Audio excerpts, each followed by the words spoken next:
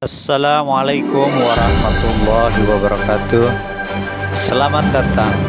Salam guru penggerak, tergerak, bergerak, menggerakkan. Kenalkan, nama saya Juandi Tamin, calon guru penggerak angkatan 9 dari SD Negeri Bangkat Munte, Kabupaten Sumbawa Barat, Nusa Tenggara Barat.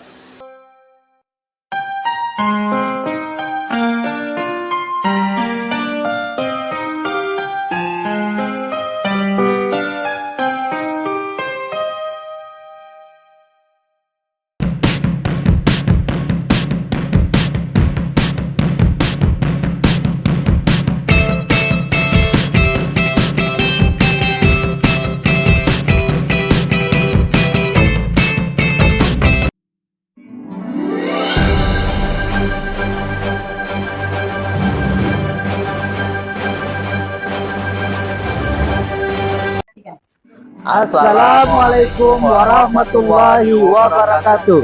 Kami calon guru penggerak angkatan 9 Kabupaten Sumbawa Barat kelas 0941 akan mendemonstrasikan coaching dalam supervisi akademik.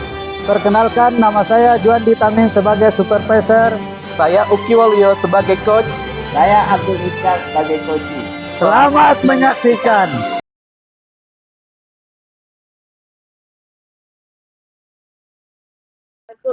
Assalamualaikum warahmatullahi wabarakatuh, Pak Uki. Waalaikumsalam warahmatullahi wabarakatuh, Pak Juandi. Gimana kabarnya nih, Pak Uki? Alhamdulillah baik-baik saja, Pak Juandi. Sehat walafiat, Pak Juan. Nah, syukurlah.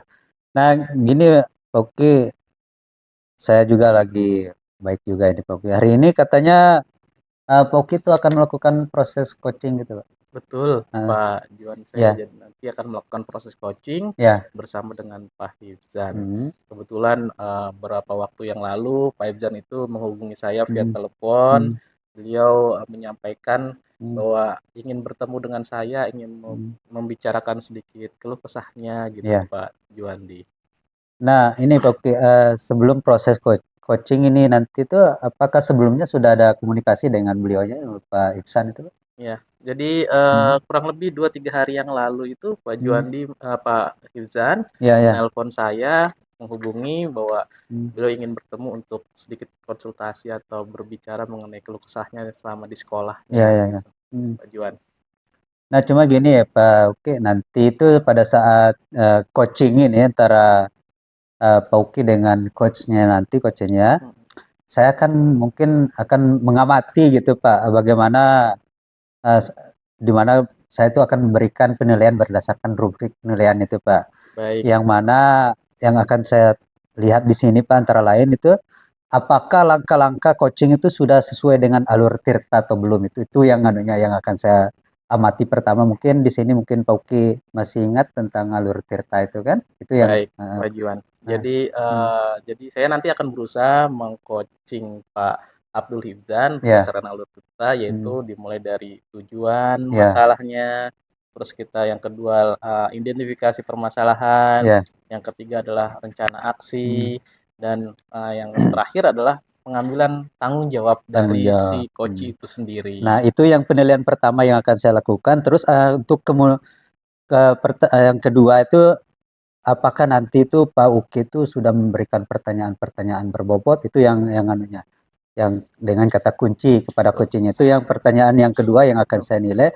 Terus yang ketiga juga di sini saya akan menilai bagaimana Pak Uki sebagai coach itu mendengarkan dan mengamati respon serta jawaban dari coach, apakah sudah sesuai dengan pertanyaannya, itu pertanyaan dari coach Pak Uki itu nanti. Dan jangan lupa Pak Uki di sini tuh harus disesuaikan dengan prinsip coaching, diantaranya mungkin masih ingat Pak Uki untuk prinsip coaching sendiri adalah yang pertama adalah kemitraan. Ya, betul. Yang kedua adalah penggalian potensi dari si coachee. Yang ketiga adalah proses kreatifnya dari kegiatan coaching tersebut. Nah, betul sekali Pak Uki, ini yang perlu diperhatikan nanti, terutama yang Pak Uki sampaikan. Salah satu ketiga-tiganya itu harus muncul, kemitraannya, proses kreatif, dan memaksimalkan potensi. Nah, sebelum dilaksanakan proses observasi nih Puki, ada sedikit yang akan saya tanyakan ke Pak Uki ini. Baik, silakan Pak Juan. Nah, menurut Pak Uki ini terkait coaching nanti yang akan dilaksanakan ini, apakah kompetensi apa ini yang mau dikembangkan pada saat proses coachingnya ini Pak Uki? Baik. Jadi dalam proses coaching dengan Pak Ibzan nanti, tentunya saya akan mengembangkan seluruh kompetensi dari coaching itu sendiri. Kompetensi coaching itu ada 3 kompetensi, dimulai dari kehadiran penuh atau presence, yang kedua adalah mendengarkan aktif, yang ketiga adalah memberikan atau membuat pertanyaan-pertanyaan berbobot dari untuk si coaching. Berarti di sini intinya Pak Uki itu ingin mengembangkan istilahnya ketiga-tiganya. Baik. Di antaranya seperti disampaikan tadi, kehadiran penuh, mendengarkan aktif, dan mengajukan pertanyaan-pertanyaan yang berbobot itu, Puki ya. Siap, baik. Nah, di antara ketiganya ini, Puki, yang ingin dikembangkan, kalau boleh saya tahu ini, mana yang lebih spesifik yang kompetensi yang ingin dikembangkan itu? Untuk lebih spesifiknya, Pak Juan, saya akan lebih memfokuskan kepada 2 kompetensi. Terutama adalah yang pertama, kompetensi kehadiran penuh. Ya, kehadiran penuh ini sangat penting dalam proses coaching. Saya menanggapi hal ini sangat penting dalam proses coaching. Karena kenapa? Dengan kehadiran penuh, dengan kita berkonsentrasi, itu proses coaching akan berjalan. Si coach juga bisa menemukan jawaban atau solusi dari permasalahannya. Gitu. Yang kedua adalah memberikan pertanyaan-pertanyaan berbobot. Nah, penggalian pertanyaan yang berbobot ini juga hal yang sangat penting gitu. Ketika kita menggali dengan pertanyaan-pertanyaan yang berbobot, yang bisa mereka tangkap, mereka bisa ambil maknanya, dari sana mereka bisa berpikir proses kreatifnya dari dalam dirinya itu bisa keluar, sehingga potensi-potensi untuk penyelesaian masalah dari si coach itu sendiri bisa keluar secara maksimal dan bisa menghadapi permasalahannya. Berarti di sini Pak Uki ingin mengembangkan lebih fokus kedua gitu Pak ya, yang mana pertanyaan berbobot dan satunya kehadiran penuh. Nah, kira-kira untuk ini Pak Uki, indikator ketercapaian dan tujuan pengembangan yang ingin diharapkan tuh bagaimana ke depannya tuh Pak? Indikator keberhasilan dari proses coaching yang saya lakukan, ketika saya bisa memberikan pertanyaan yang berbobot, saya juga bisa hadir secara penuh. Maka dengan sendirinya dari kegiatan coaching itu akan mendapatkan solusi atau hasil yang bisa memecahkan masalah si coach itu sendiri, sehingga si coach itu merasa kegiatan coaching ini tidak sia-sia. Dia mendapatkan solusi dari permasalahannya, dia juga bisa melakukan sebuah tindakan untuk memecahkan permasalahan itu indikatornya Pak. Jadi dari penggalian pertanyaan yang berbobot tadi. Iya. Berarti intinya di sini indikator ketercapaiannya lebih fokusnya nanti itu ketika coachnya menyampaikan permasalahan, coach sendiri itu yang menyelesaikan istilahnya solusinya. Coach sendiri yang menemukan solusinya gitu Pak ya. Betul. Nah, kira-kira untuk coachingnya nih rencananya kapan ini Pak? Nanti siang Pak. Siang ini kan saat ini sekarang jam 10. Kemungkinan tadi setelah istirahat siang jam 1, Pak Ibzan akan datang ke sini untuk sama-sama berdiskusi dengan saya di jam 1 nanti. Nah, oke lah kalau gitu Pak Uki, karena mungkin nanti itu dari jawaban-jawabannya mungkin akan saya catat. Mungkin untuk proses coachingnya mungkin bisa dimulai gitu Pak Uki. Iya. Mungkin itu dulu dari kita dulu untuk biar nanti coachingnya bisa lebih maksimal lagi. Baik, Pak Juan. Mungkin itu saja mungkin Pak Uki. Ya, terima kasih Pak Juan. Assalamualaikum. Terima kasih atas dukungannya. Terima kasih banyak. Selamat sukses untuk Pak Uki. Assalamualaikum. Waalaikumsalam Pak Ibzan. Pak Ibzan, bagaimana kabarnya Pak Ibzan? Alhamdulillah baik Pak Uki. Alhamdulillah. Izin memperkenalkan Pak Ibzan, ini ada rekan saya selaku supervisor di sini. Dia namanya adalah Pak Juandi Tamin. Nah, jadi Pak Juandi dalam kegiatan coaching ini nanti akan memantau proses coaching kita. Oh iya. Izinnya Pak Ibzan ya? Ya Pak. Oke. Baik. Pak Ibzan, dari apa yang disampaikan waktu Pak Ibzan menghubungi saya, sepertinya Pak Ibzan ini mempunyai masalah gitu ya. Kira-kira permasalahan itu seperti apa ya Pak Ibzan? Kalau boleh saya tahu. Iya benar Pak Uki, ini permasalahan yang saya hadapi ini adalah mengenai permasalahan siswa sih sebenarnya ini Pak Uki. Ini yang saya hadapi ada perubahan gitu di kelas. Baik. Jadi Pak Ibzan memiliki kendala terhadap siswa Pak Ibzan yang mengalami perubahan di kelas. Iya. Oke, baik. Nah, kira-kira nih Pak Ibzan, tujuannya Pak Ibzan mengutarakan hal ini kepada saya, kira-kira apa dan pencapaiannya ingin seperti apa Pak Ibzan? Ini semoga Pak Uki ya dari pertemuan ini ada solusi yang ada gitu untuk Baik. permasalahan siswa tersebut. Baik. Jadi Pak Ibzan berharap dari kegiatan kita pada siang hari ini Pak Ibzan bisa mendapatkan solusi sehingga bisa terjadi perubahan pada siswa Pak Ibzan. Betul begitu Pak Ibzan? Iya benar-benar Pak Uki.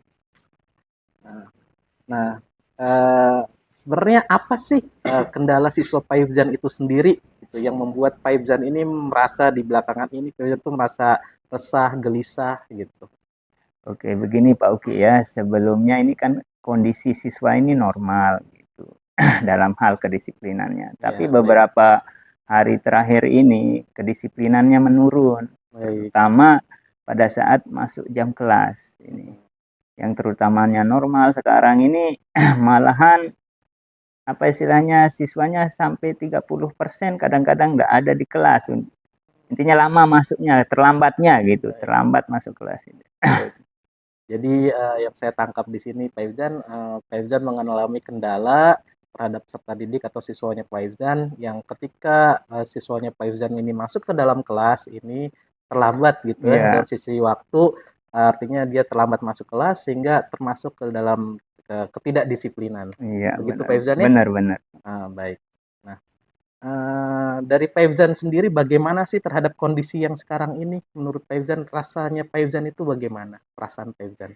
Oh ya, karena ini kondisinya tidak normal menurut saya ini kan nggak sesuai intinya dari awal yang normal ke arah yang nggak sesuai ini bikin intinya dia ada permasalahan ini banyak akan merembet permasalahan terutama ke kelas yang lain gitu ini.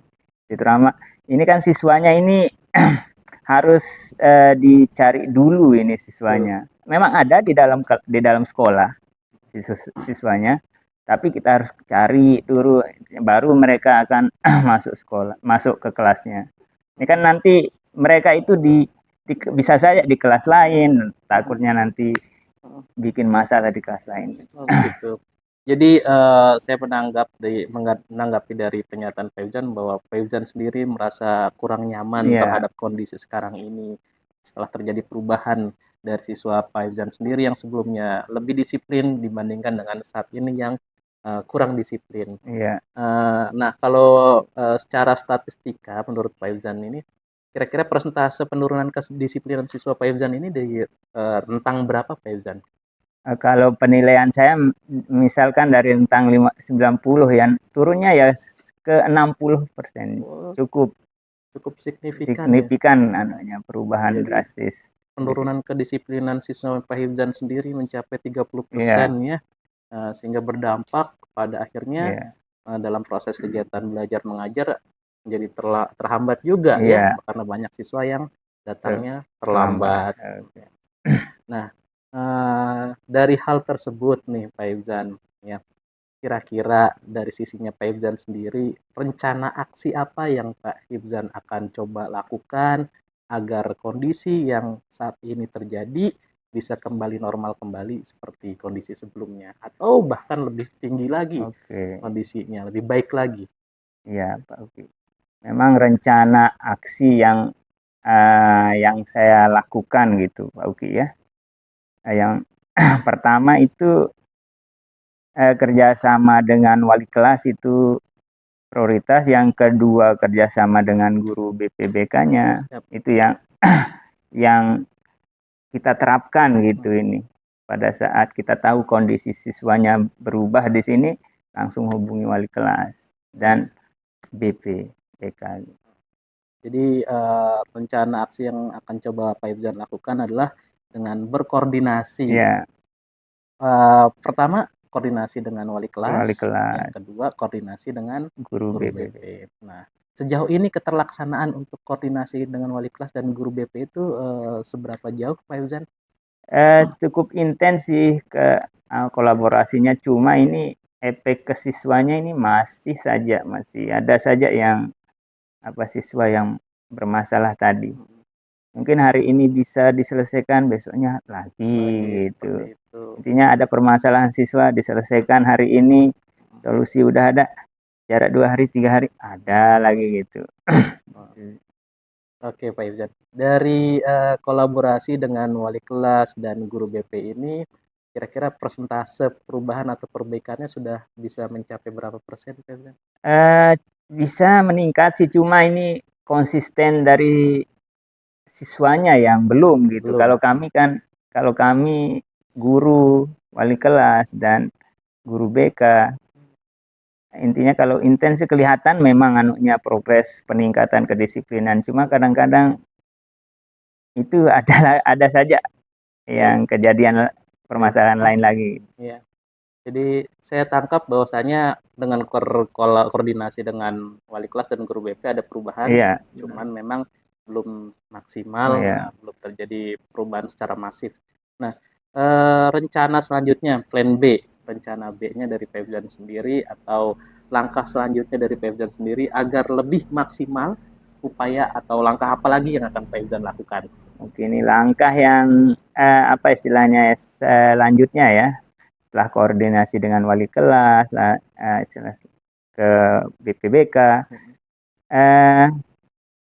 Langkah selanjutnya itulah pemanggilan orang tua, mungkin itu yang wali yang bertanggung jawab. Mungkin siapa tahu dengan pemanggilan orang tua, mungkin dia lebih mau dengar orang tuanya ketimbang kita, mungkin sih itu Pak Uki. Jadi ada perencanaan selanjutnya dari Pak Ifzan, bahwa Pak Ifzan mungkin selanjutnya jika tidak ada perubahan yang signifikan akan mencoba untuk memanggil orang tua. Kira-kira apakah langkah itu sudah Pak Ifzan yakin dan sudah langkah yang tepat di perencanaan yang paling baik menurut Pak Ifzan? Kalau menurut saya itu langkah yang paling baik menurut saya, karena di sini peran orang tua itu kan besar sekali di sini. Itu makanya plan terakhir ini adalah ya pemanggilan orang tua gitu. Karena kita tidak bisa menyampingkan peran wali dan orang tua dalam kedisiplinan anak ini. Baik.